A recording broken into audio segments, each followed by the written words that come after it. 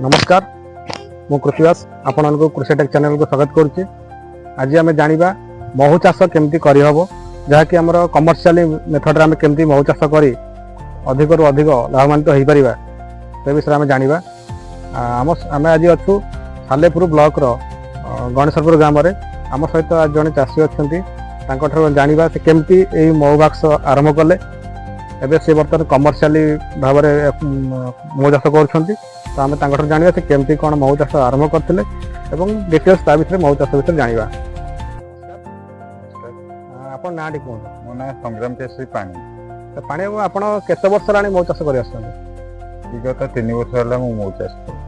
अच्छा आप प्रथम महू चाष विषय केमती कौन जानले आम दर्शक कहते मु जातीय धान गवेषणा केन्द्र तेराई कटक तरफ फार्मर फास्ट प्रकल्प माध्यम आमको ट्रेनिंग दिखाई ट्रेनिंग रे महू बाक्स गोटे बेल स्टांड सह महू माछी भी दिखाई।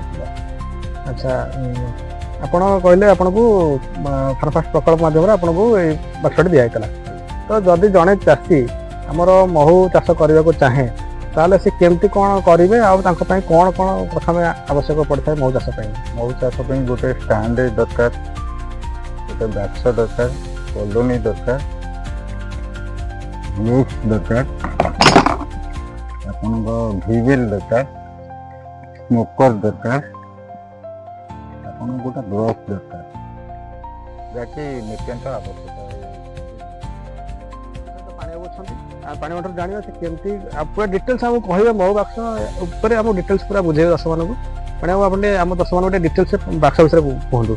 यहाँ हूँ स्टांड बाक्स बाक्सटा भीतर यहाँ हूँ ऊपर कभर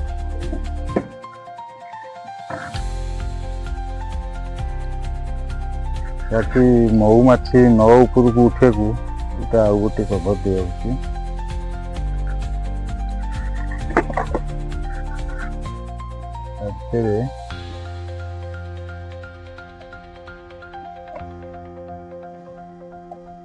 गोटे बाक्स आमर केतोटी सेल रोचे गोटे बाक्स 7टा रही पार 8टा भी रही पार। सुपर सेल कहते सुपर सेल महू ये आसिक ये महू रखिए स्टॉक रखिए ये सुपर सेल। अच्छा एबे कोन आदरे महू अछंती महू भर्ती करबा आरंभ कलानी एटा कोन कहंती हमरो एटा सेलटा एटा सुपर सेल रो सेल।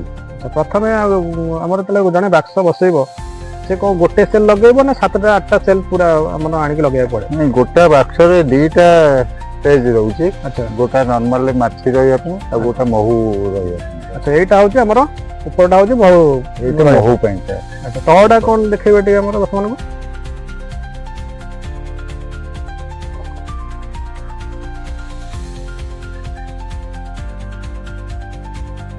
ये जो सेलटा आपण देखौचंदी एटा कोन एटा बर्तमान आधे माछी रहिबे अंडा रहिबो और रहिबे देखो ए जो सेल तळ सेल रु हमर आमे महू एक्सट्रैक्ट कर परियो ना कर परिबानी नहीं तळ सेल रु महू एक्सट्रैक्ट कर परियो। अच्छा जदि आपण जणे अने चासी की हमर ए कॉलोनी दबाउ चाहिबे तो केमती कोन देबे कॉलोनी तार अछि नवेम्बर रु फेब्रुआरी भितर से कॉलोनी नुवा कॉलोनी क्रिएट करंती रानी मौमाछी हुए से नुवा कॉलोनी हेले जेंकी ताकू डिवाइड करियो पड़ो। जदि हमर जणे चासी महू चाष करबा को चाहंती ताले आपण निजे आपण कॉलोनी आपण ताकू देई परिबे।